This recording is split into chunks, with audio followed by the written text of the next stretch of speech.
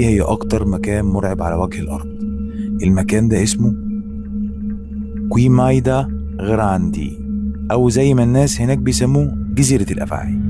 ما تنساش الاشتراك واللايك وتفعيل الجرس.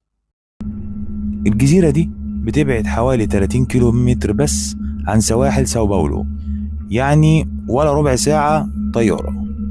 بس محدش يقدر يدخلها ولا حتى الحكومة البرازيلية، لأنها منعت أي زيارة ليها إلا بتصريح خاص جدا، وغالبا التصاريح دي بتكون للباحثين والعلماء فقط. ليه؟ لأن الجزيرة دي فيها أكتر من 4000 أفعى قاتلة، وفيها نوع محدد من الأفاعي نادر جدا ومفيش زيه في العالم كله. النوع ده اسمه جولدن لانس هيد فايبر، أو بالعربي أفعى الرأس الذهبي.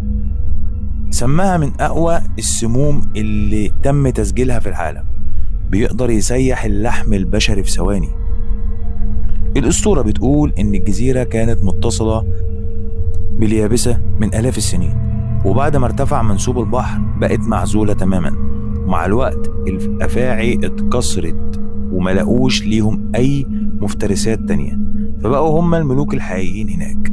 بس المشكلة إنهم جاعوا ومفيش غير الطيور اللي بتمر من فوق الجزيرة، فبدأوا يتسلقوا الأشجار ويستهدفوا الطيور.